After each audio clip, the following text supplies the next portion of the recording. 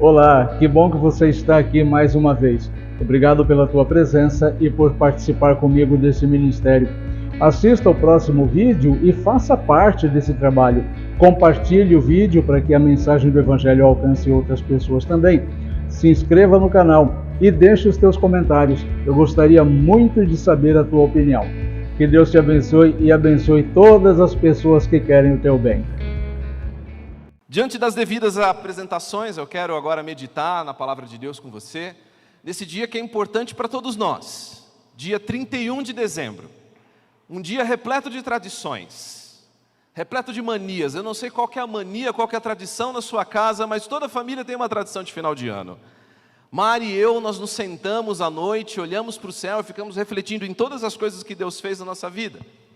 Mas talvez na sua casa você goste de reunir a família. Você gosta de usar uma roupa nova, nem que seja para comer alguma coisa, só você, seu marido e seus filhos. Talvez você goste de ligar a televisão e ver a queima de fogos. Há diversas tradições no final de ano e talvez você tenha a sua. Mas se tem alguma coisa que a gente gosta de fazer no final de ano, é fazer promessas. Esse ano eu entro na academia. Esse ano eu perco dos 10 quilos. Não, esse ano eu vou voltar a estudar. Esse ano eu troco de emprego. A gente, sempre na virada do ano, a gente está de alguma forma olhando para frente e fazendo planos de alguma forma. Tentando mudar alguma coisa na nossa vida. Isso é muito bom. Mas o que normalmente acontece é que essa expectativa de mudança, ela dura pouco. A gente percebe que os nossos planos acabam não dando certo. A gente planeja ir para a academia dura uma semana. A gente planeja mudar de emprego e continua no mesmo emprego. Mas, afinal de contas, isso acontece porque muitas vezes o coração do homem faz planos, mas a resposta final vem do Senhor, como diz Provérbios 16:1. É certo que a nossa vida sairá do nosso controle. Não importa que você tenha feito planos, não importa que você tenha feito expectativas, a vida normalmente vem e destrói boa parte dos nossos planos. O que fazer quando os nossos planos naufragam? Nós podemos ser levados pela frustração, nós podemos chorar, nós podemos mais uma vez nos sentir derrotados, ou nós podemos usar os nossos planos que dão errado para crescer, para se desenvolver em maturidade, para entender o que Deus quer nos dizer com os nossos planos frustrados. Um livro muito famoso que fez sucesso esse ano, escrito por um homem que dizia que o Deus que destrói sonhos. Porque os nossos planos, muitas vezes, estão em desacordo com os planos de Deus para as nossas vidas. Mas o que fazer, então, diante da frustração? E talvez o mais importante para um cristão nesse sentido, é crescer. Crescer é uma expectativa natural da caminhada cristã. Nós ainda não somos tudo o que seremos um dia, essa é a grande verdade, que cada um de nós, em alguma medida, precisa crescer. Precisa se desenvolver, precisa crescer junto à sua caminhada com o Senhor, precisa estar mais perto do Senhor, precisa estar mais maduro em sua caminhada espiritual. Essa, aliás, devia ser a meta de cada um de nós para o próximo ano. Estar mais perto do Senhor, crescer em semelhança a Cristo, se tornar mais semelhante a Ele. É comum você encontrar uma criança que você não vê há muito tempo, olhar para ela e dizer: nossa, como você cresceu. E o mesmo precisa acontecer com a nossa vida espiritual. Nós precisamos olhar para as nossas vidas e perceber como eu cresci nesse ano que passou. Na verdade, crescimento espiritual era justamente a expectativa de que o autor da carta de Hebreus tinha para as pessoas a quem ele escrevia sua carta. Eram pessoas que, embora tivessem se convertido ao cristianismo, tivessem abandonado a sua vida, sua religião, tivessem abandonado o judaísmo, quando a coisa começava a apertar, essas pessoas voltavam para a sua vida anterior. Pessoas voltavam para as práticas que tinha antes, pessoas voltavam para o judaísmo, para a lei, quando os planos davam errado, quando chegavam as dificuldades da vida. Mas isso é o que acontece com muitos de nós. Nós também, quando os nossos planos dão errado, nós abandonamos Deus, nós abandonamos as suas promessas, nós abandonamos o que Ele quer para cada um de nós. Então o autor da carta de Hebreus vai demonstrar como Cristo é superior a todas as áreas da vida. Cristo é superior à aliança, Cristo é superior ao sacerdócio, Cristo é superior à lei, mas Cristo é superior também aos seus próprios planos e à sua própria vontade. O nosso coração precisa estar entregue, submisso ao Senhor, se nós quisermos crescer. E para demonstrar isso aos seus leitores, o autor de Hebreus usa uma ilustração que aquelas pessoas certamente conheceriam. Ele diz o seguinte: imagina que a sua vida é como se fosse uma grande corrida, e você é o atleta dessa corrida, você é um corredor, e no meio dessa corrida, você está no corrida da vida, você está no meio de um ginásio, repleto de pessoas olhando para você, onde você vai precisar superar as suas barreiras, você vai precisar superar as suas dificuldades, se você quiser aguardar o prêmio final, subir no pódio, receber a sua medalha. Ele usa essa ilustração porque o atletismo era algo muito conhecido na vida daquelas pessoas. Gregos, romanos adoravam, as Olimpíadas vieram de lá. Então foi uma forma que esse autor encontrou para ensinar aquelas pessoas 4 passos fundamentais para quem quer crescer. 4 passos que cada um de nós podemos aprender e olhar agora também, se nós quisermos em 2024 crescer. Se nós quisermos no culto da virada do ano que vem, olhar para a nossa vida, do que foi esse ano e dizer: como eu cresci. Eu convido então você a abrir a sua Bíblia no livro de Hebreus, capítulo 12. Nós leremos os versículos 1 ao versículo 3, para aprender os 4 passos que o autor nos ensina para crescer em relacionamento com Deus. Hebreus capítulo 12, versículos 1 ao 3.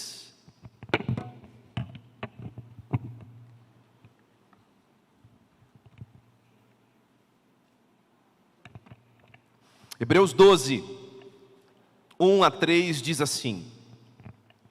Lembre que aqui o autor está fazendo uma ilustração. Ele está imaginando os seus leitores em um grande ginásio, correndo uma grande corrida da vida. Então ele diz o seguinte: portanto, também nós, uma vez que estamos rodeados por tão grandes nuvens de testemunhas, livremo-nos de tudo que nos atrapalha e do pecado que nos envolve, e corramos com perseverança a corrida que nos é proposta, tendo os olhos fitos em Jesus, autor e consumador da nossa fé. Ele, pela alegria que lhe fora proposta, suportou a cruz, desprezando a vergonha, e assentou-se à direita do trono de Deus. Pensem bem naquele que suportou tal oposição dos pecadores contra si mesmo, para que vocês não se cansem e vocês não desanimem. Há pelo menos aqui 4 lições para que nós possamos crescer. A primeira delas, eu diria que é: olhe para o seu passado. Olhe para o seu passado. Perceba que o autor começa nos lembrando a uma grande nuvem de testemunhas. Ele escreve: uma vez que estamos rodeados por tão grande nuvem de testemunhas. E a primeira pergunta que você deve fazer é: quem é essa grande nuvem de testemunhas? Quem é que está nas arquibancadas da corrida da minha vida, olhando para mim como se fosse a plateia da corrida? Hebreus 11, um capítulo antes do que nós lemos, tem um conhecido trecho, que é conhecido por muitos de nós como a galeria da fé. O autor enumera diversos personagens da história do povo de Deus. Começa por Abraão, termina nos mais desconhecidos, passa por Moisés, Davi, homens que foram grandes exemplos, homens e mulheres, grandes exemplos de fé. Estes homens, todos eles, homens e mulheres na história do povo de Deus, estão sentados na plateia, olhando para nós. Eles são essa grande nuvem de testemunhas. Mas o que essas pessoas estão fazendo na plateia da minha vida? Elas estão olhando para mim, me aplaudindo, vendo as minhas caminhadas, os meus tropeços, torcendo por mim? Não é isso que o autor quer demonstrar. O autor, quando nos lembra que nós temos uma grande nuvem de testemunhas, ele quer que nós olhemos para elas, nos lembrando das vidas que servem de testemunho para nós, da fidelidade de Deus. É como se o autor estivesse dizendo: você que está na corrida da sua vida, levante os seus olhos para a plateia, olhe o que Deus fez no meio do seu povo, encoraje-se com o que Deus fez no seu passado, olhe o que Deus fez na história, sirva isso de exemplo para que você corra também a corrida da sua vida. Você acha que enquanto você caminha no seu ano, você tem sofrido perseguições? Leia José. Veja como esse homem foi perseguido e tratado injustamente, traído, e como ele reagiu. Você acha que é incapaz? Pergunte para Moisés, um estrangeiro no meio do seu próprio povo, gago, fraco, um assassino, como ele foi usado para guiar o seu povo de Deus da saída do Egito. Você acha que tem sido perseguido por sua fé? Olhe, levante os seus olhos para Noé. Veja como é ser encontrado como o único justo no meio de toda a terra. Essas pessoas que estão na arquibancada são provas para nós da fidelidade e do amor de Deus. Mas também mostra para nós como essas pessoas colocaram a sua fé em prática. O autor de Hebreus diz: olha, o primeiro passo, perceba o que Deus já fez. E de certa forma ele está dizendo: se Deus fez isso na vida dessas pessoas, o que Ele fez na sua vida? Até onde Deus já te trouxe? Por quais caminhos tenebrosos Deus já te sustentou? O que Ele fez em você? Porque acontece que todas as vezes onde o ano vira, nós estamos voltados com os olhos para frente, ansiosos, esperando tudo aquilo que Deus ainda precisa fazer por nós. Nós somos vívidos pelo novo, mas nós corremos sério risco de, quando fazemos assim, esquecermos de olhar para trás, de ver tudo o que Deus já fez por nós no passado. É como se nós começássemos do zero de novo, como se Deus não tivesse já dado provas e provas para nós da fidelidade em nossas vidas. Um grande amigo, esse ano, ele precisou, por motivos de trabalho, levar sua família para um outro país. E ele estava completamente aflito. Ele não sabia o que ia ser, não sabia o que esperar, não sabia o que fazer, não sabia como seria o próximo caminho, longe da família, com sua família num país estrangeiro. O que ele ia fazer? E em lágrimas ele procurou e me disse: Eduardo, eu estou com medo. Medo. Eu não sei o que esperar do desconhecido. E conversando com ele, o que nós chegamos à conclusão foi que a única maneira que ele poderia olhar para o futuro é olhando para trás. Quer saber o que Deus vai fazer na sua vida? Olhe para a sua vida e veja o que Ele já fez. Como Ele tem te sustentado, como Ele tem sido fiel. Você quer crescer em 2024? Comece olhando para o seu passado. Olhe pelo que Ele fez primeiro em sua vida espiritual. Ele já te salvou. Você acorda agora todos os dias como um filho de Deus. Essa é a nossa identidade mais básica. Somos salvos em Cristo Jesus, separados para Ele, resgatados e guardados em sua poderosa mão, como o próprio Jesus diz em João, que aqueles que o Pai trouxe a Ele, de modo nenhum se perdem. Essa é a nossa garantia. Olhe para suas bênçãos, para o sustento que Ele tem dado, e até mesmo para as dificuldades, para quantas dificuldades que você olhou, quando passava, pensavam que seriam insuperáveis, o quanto elas fizeram você crescer em relacionamento com Deus, em proximidade com Deus, o quanto as tribulações te colocaram de joelhos e fizeram você orar. Sem olhar para o nosso passado, é impossível olhar em frente. Sem se lembrar do que Deus já fez, é impossível saber o que Deus fará.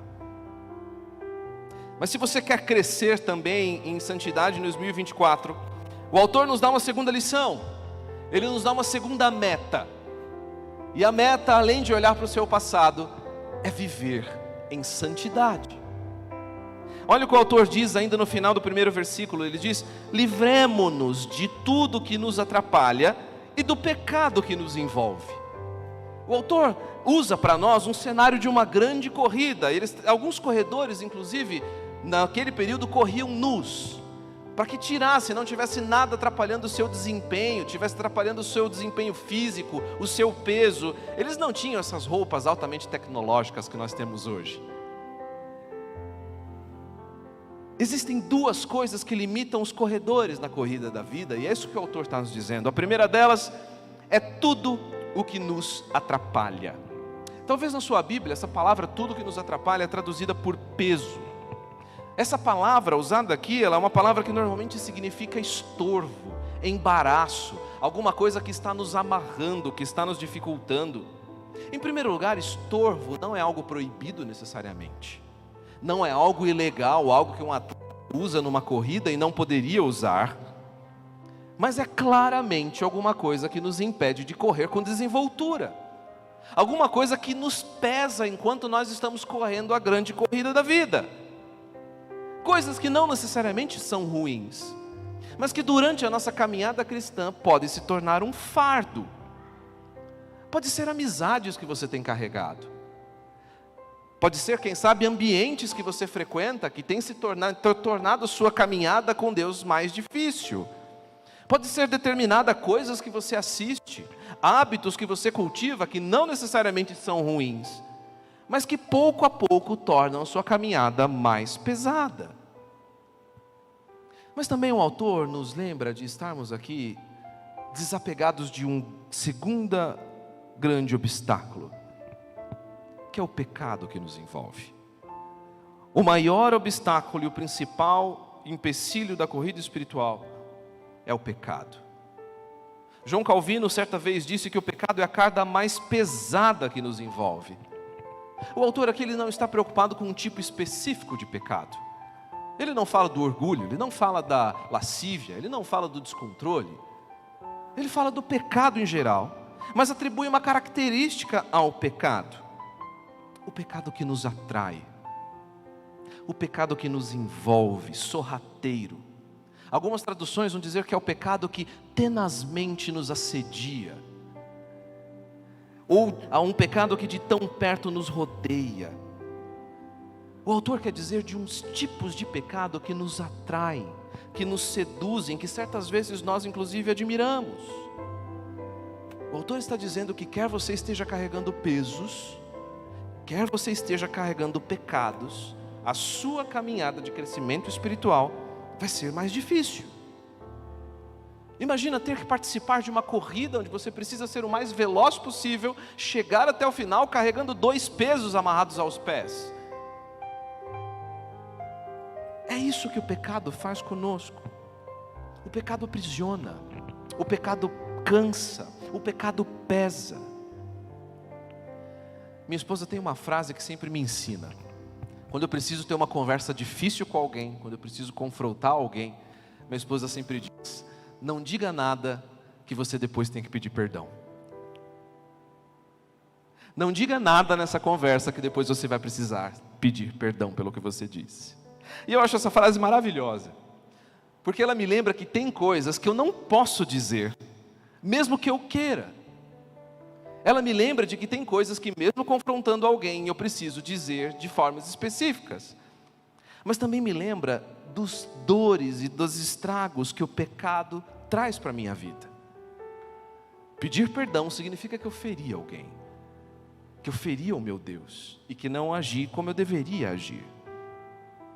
Por isso você quer crescer em 2024, olhe para o seu passado, mas também procure uma vida de santidade. Uma vida de pureza diante do Senhor, uma vida de abandonar os pecados que você tem carregado, porque eles pesam e você sabe o que eu estou dizendo. Você sabe que uma consciência dominada pelo Espírito faz com os nossos tropeços. Ela incomoda, o travesseiro tem espinhos, a gente se reverte até o momento que a gente diga: me perdoe, eu pequei. Abandone os pesos da sua vida. Do que você precisa abrir mão são os lugares que você frequenta, são as coisas que você tem comprado, são os desejos do seu coração. Abandone estes pesos, mas também abandone o pecado. E pecado é o que o mundo mais relativiza hoje em dia. A gente acostumou a chamar de diversos outros nomes o que a Bíblia chama de pecado. Orgulho virou autoestima. Avareza virou multiplique os seus investimentos. Invista mais, invista mais, invista mais e menos nos outros. Egoísmo significa que agora você tem que cuidar de você mesmo. Não amenize o que a Bíblia chama de pecado. Pecado se confessa, se admite. Pecado se abandona, mas também pecado se restaura. Pecado se transforma. Despojamos daquilo que nos pesa, como Paulo vai nos ensinar, e nos revestimos do novo homem. Abandonamos os frutos da carne e agora vivemos pelos frutos do Espírito. Somos chamados a uma vida de restauração. Você quer crescer em 2024? Olhe para o seu passado, mas procure uma vida de santidade. Mas isso não é tudo, existe ainda uma outra lição que o autor nos dá, e ele nos diz: seja perseverante. Olha que interessante, ele nos diz ainda no final do versículo 1, o autor nos chama a correr com perseverança a corrida que nos é proposta. Eu e você, meu amigo, nós estamos diante de uma grande corrida na nossa caminhada cristã. Uma corrida que Deus nos inscreveu. Nós não fomos lá, escrevemos o nosso nome para participar da São Silvestre e estamos dignos agora a correr. Não! Deus nos chamou para essa corrida, cada um de nós. Mas Deus nos chama a fazê-la com perseverança. Sabe por quê? Porque vida cristã não é moleza. Vida cristã não é fácil. Vida cristã é de dificuldade. Eu fico vendo esses pregadores modernos dizendo que vida cristã é cheia de dinheiro, bolso sempre cheio, prosperidade emocional, você está sempre alegre, coração está sempre feliz, você acorda dando glória, você tropeça e dá glória a Deus, seu bolso está sempre cheio, você está com saúde o tempo todo. E eu não sei onde esse povo vive, porque comigo não acontece. Eu luto todos os dias, o pecado vem, me chama, a conta não está sempre como eu queria, às vezes não tem dinheiro para pagar, às vezes meu filho cai da beliche de madrugada, e eu falo: Senhor, o que está acontecendo?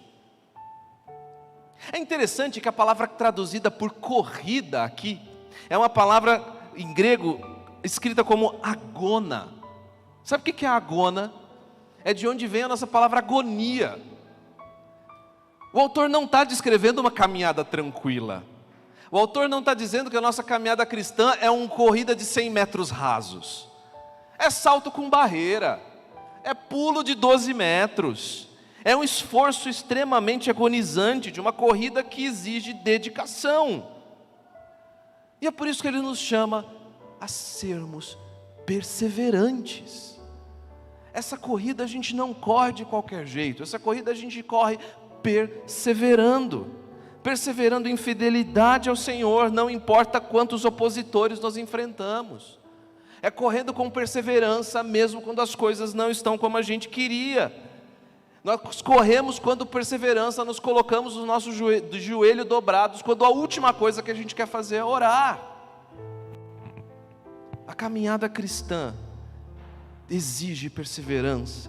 Para seguir a Cristo, haja o que houver. Com cãibras, tropeços, joelhos ralados, mas a nossa vida vai exigir perseverança. Você quer crescer em 2024 em maturidade espiritual? Olhe para o seu passado, busque santidade, mas também seja fiel. Perseverança não é teimosia, perseverança não é burrice. Perseverança é conhecer tão bem a voz do nosso pastor, que nenhuma outra voz faz sentido para nós. Perseverança é confiar nas promessas de Deus, é caminhar com Ele quando todas as outras vozes nos chamam a abandonar a corrida. Isso é perseverar. Mas perceba que olhar para o passado. Perceba que viver em santidade, perceba que ser perseverante não é tudo. O autor ainda nos dá uma última recomendação. Deus ainda nos escreve uma última lição para que nós precisamos crescer. Olha o que o autor diz a partir do versículo 2. Na sua corrida, tenha os olhos fitos em Jesus. A Bíblia nos diz: tendo os olhos fitos em Jesus, autor e consumidor da nossa fé. Ele, pela alegria que lhe fora proposta, suportou a cruz, desprezando a vergonha, e assentou à direita do trono de Deus. Pensem bem naquele que suportou tal oposição dos pecadores contra si mesmos, para que vocês não cansem e para que vocês não desanimem. O autor nos chama a ter os olhos fitos em Jesus. O que significa ter os olhos fitos em Jesus?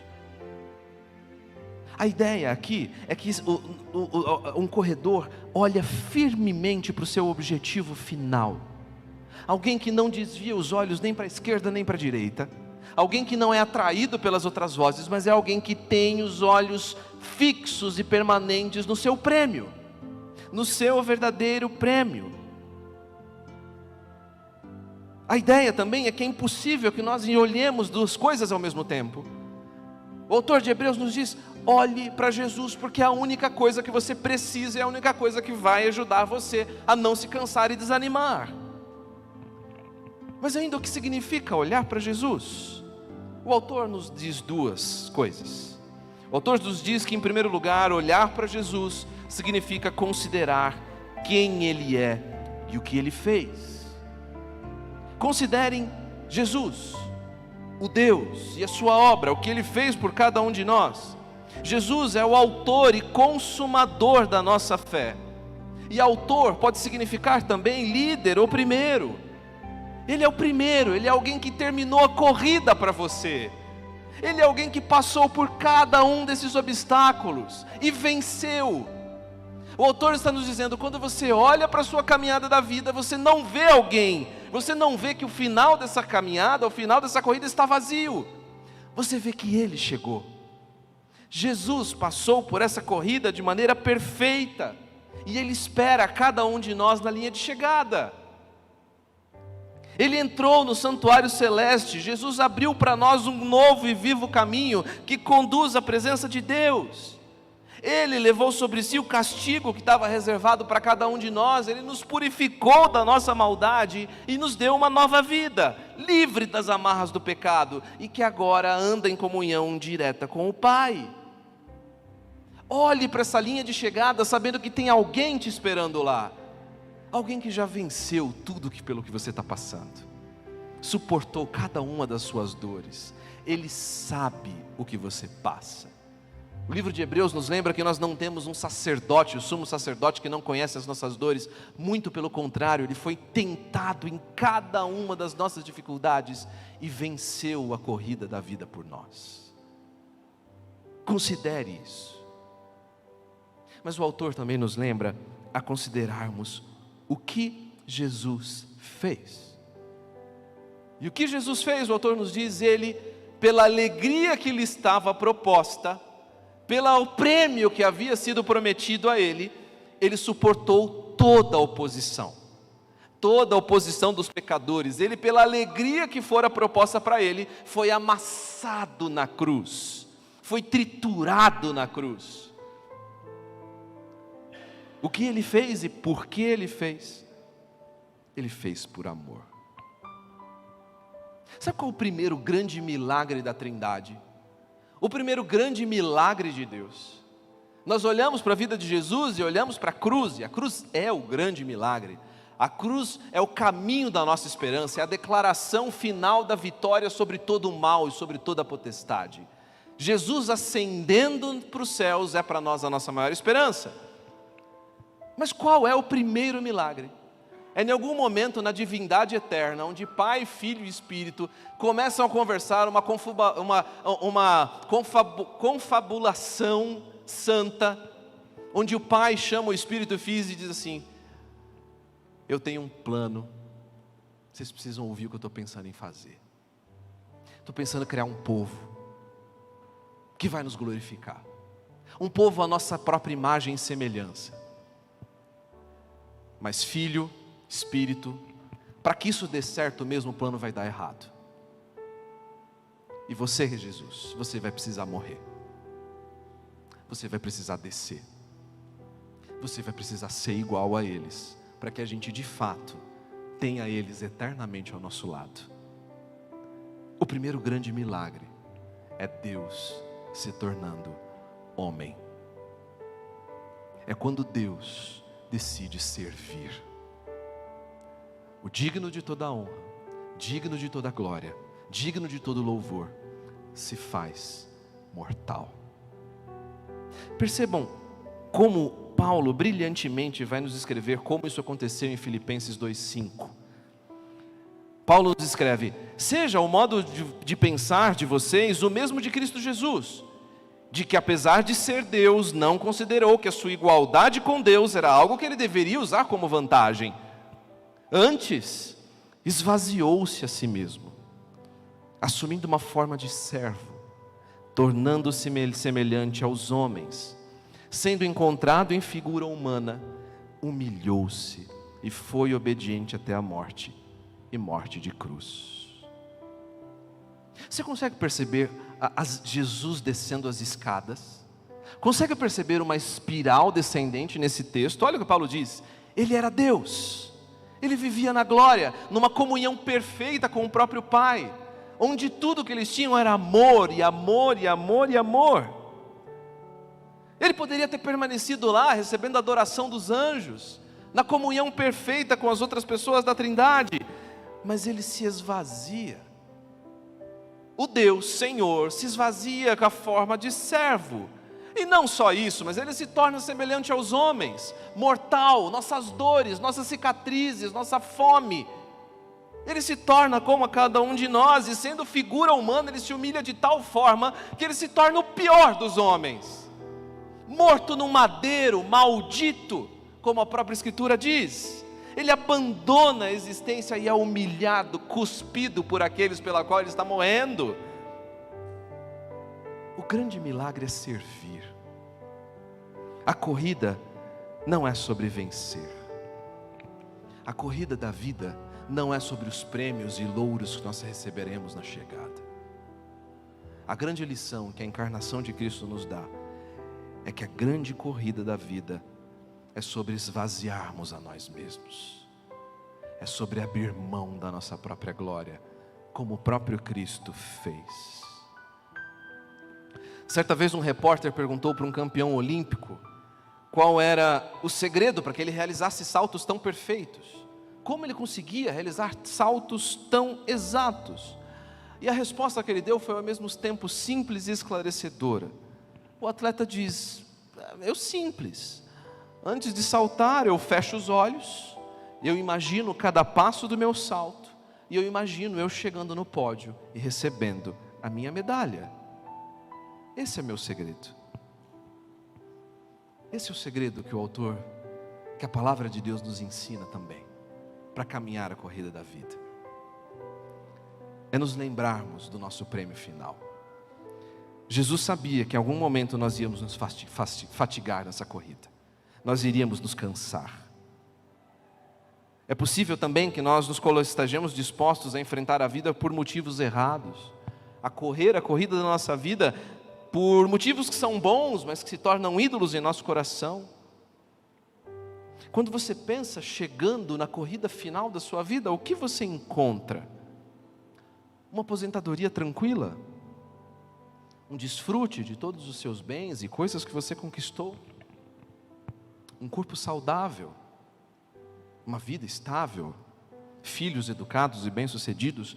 Todas essas coisas são boas, mas elas jamais podem ser maior do único e verdadeiro prêmio pelo qual nós caminhamos. É Cristo, é Jesus. Por isso, se você quer crescer em 2024, Jesus precisa ser o foco da sua vida. Você precisa caminhar lembrando de que a graça que Ele te deu é a mesma graça que vai te capacitar nos momentos difíceis. Ele está conosco. A grande promessa de Cristo é que Deus agora habita em meio de nós. Ele é o Emanuel, o Deus que está conosco. Jesus termina o Evangelho de Mateus dizendo: eu estou com vocês até a consumação dos séculos. Mas também nos lembra que o grande prêmio da nossa corrida não é viver para nós mesmos. Havia uma grande alegria proposta para Cristo: é servir, é resgatar um povo para Ele, ser o primogênito dentro de muitos irmãos. Jesus se esvazia para nos mostrar que o primeiro milagre é servir, e que servir é um grande milagre. Como você pode servir? Como você pode correr a sua vida tendo os olhos fitos em Jesus, mas vivendo e servindo? Use seus recursos. Os recursos têm sido para o seu desfrute? Ou têm servido para abençoar outras pessoas? Não há ninguém que tenha recebido algo que ele não possa compartilhar. O seu pouco para alguém é muito. Quantas pessoas você tem convidado para dividir o pão que você tem recebido? Quantos irmãos da igreja você convida depois do culto da virada e dizer: venha comer comigo hoje? Não, hoje é por minha conta, eu quero te servir. Como sua família tem se unido para receber outras pessoas e servir com os seus recursos? Quanto do seu investimento tem sido para abençoar a vida de outras pessoas? Pessoas que estão próximas a você, pessoas que passam por dificuldades. Mas também o seu tempo. Como o seu tempo tem sido usado não só para o seu desfrute, mas para outras pessoas. O trabalho ocupa boa parte do seu tempo? Ou talvez você precise usar o seu tempo para compartilhar, para ligar para o seu pai, para ligar para sua mãe, para ouvir o seu filho e brincar com ele da coisa mais boba possível. Porque o grande milagre que Jesus nos ensina é não viver para nós mesmos, é servir. Em casa a gente tinha o costume de marcar com uma régua o crescimento dos nossos filhos ano a ano. E a gente ficava espantado e alegre todas as vezes que a gente comemorava no aniversário os poucos centímetros que eles tinham crescido. Era uma alegria em casa. Eles olhavam e falavam: papai, como eu cresci. 1 centímetro, mas cresceu, tá bom, é bom isso. O mesmo acontece também com a nossa caminhada cristã. Nós somos chamados a crescer espiritualmente, a crescer em maturidade, a crescer em comunhão com Deus. Se você fez planos para 2024, inclua o plano de crescer em comunhão e em maturidade com Deus. Como então crescer? Em primeiro lugar, olhe para o seu passado, olhe para o que Deus fez no seu ano, lembre-se disso. O livro de Deuteronômio, quando o povo estava entrando na terra prometida, repete 40 vezes a palavra lembrem-se. Lembrem-se do que o povo teu Deus te fez. Lembre-se do Deus que te tirou da terra do Egito. Lembre-te do maná que caía enquanto você caminhava. Lembre-te da tocha que te guiava durante a noite e da sombra que te caminhava durante o dia. Lembre-se, lembre-se, lembre-se. Olhe para o que Deus fez em sua vida. Isso vai te ajudar na caminhada. Mas em segundo lugar, também busque uma vida de santidade. É impossível caminhar com Deus em pecado. O pecado afasta, o pecado tira a nossa comunhão com Deus, o pecado pesa na nossa corrida. Mas também persevere. Não abandone Deus, não abandone a sua palavra na primeira dificuldade. Mas tenha os olhos fitos em Jesus, em quem Ele é, no que Ele fez. Nos momentos de maior dificuldade nós olhamos para nós mesmos e a palavra de Deus nos chama a olhar para Ele. Não olhe para o lado, não olhe para as dores, não olhe para o que o mundo diz, olhe para mim. Você está pesado e cansado? Vinde até mim, vocês que estão cansados e sobrecarregados, porque eu vos aliviarei. Meu fardo é leve, o meu jugo é suave. Aprendei e ouvi de mim, que sou manso de coração. O Senhor nos chama a olhar para Ele, e olhando para Ele, não vivermos para nós mesmos, mas servirmos aos outros com aquilo que Ele nos dá. A grande marca do cristianismo não é uma vida vivida para si mesmo. A grande marca do cristianismo são pessoas que entendem que o maior presente lhes foi dado e agora eles precisam compartilhar, ceder, dividir. Daqui a 365 dias estaremos mais uma vez comemorando um ano novo. E o meu desejo, minha expectativa, a minha oração é que em 31 de dezembro de 2024, você coloque o seu corpo na marquinha da régua, Deus olhe para você e Ele possa dizer: filho, como você cresceu. Amém? Vamos orar. Pai, eu te dou graças, ó Deus, pela tua palavra, que nos purifica, que nos orienta, que nos direciona, que nos guia, que nos salva. Eu te agradeço, ó Deus, porque o Senhor está conosco quando nós nos reunimos em teu nome. E o que eu peço, ó Deus, agora humildemente, Senhor, é que o Senhor nos dê oportunidades, ó Deus, de maturidade, de desenvolvimento contigo. Senhor, a nossa vontade, a nossa oração nessa manhã, nesse culto, ó Deus, onde nós celebramos tudo que o Senhor fez por nós, é que cada um de nós, ó Deus, possamos olhar agora para o futuro e buscar ser um crescimento e maturidade com o Senhor. Crescer, ó Deus, nos tornarmos melhores servos teus, nos tornarmos mais próximos do Senhor, caminharmos, Deus, ao teu lado, sermos amigos, próximos. Deus, então nos ensine, nos capacite, aumenta, Senhor, a nossa fé que é tão pequena, para que nós possamos, ó Deus, desfrutar daquilo que o Senhor conquistou na cruz por cada um de nós, que é a comunhão perfeita, eterna e inseparável com o Pai.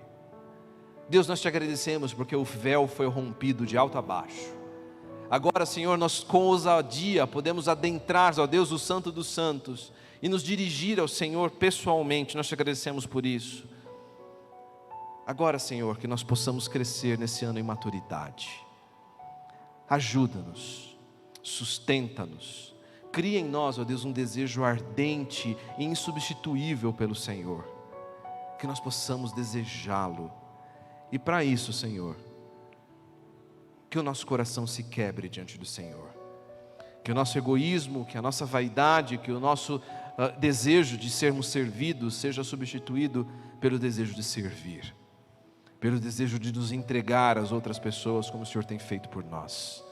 Que essa seja a nossa marca, ó Deus, de te imitar, de alguém que abandonou toda a sua glória. Ó Senhor, que as nossas glórias pequenas não sejam, ó Deus, troca barata pelo que o Senhor tem proposto para nós. O Senhor nos prometeu que quem quisesse ganhar a nossa vida, primeiro nós tínhamos que perder. E agora, Senhor, nós queremos orar e dizer: ó Deus, queremos perder a nossa vida para ganhar a grande medalha da corrida celestial, sermos recebidos pelo Senhor como servos bons e fiéis e entrarmos, ó Deus, no seu descanso eterno. Nos leve, nos conduza, Senhor, ao que nós oramos em nome de Jesus. Amém.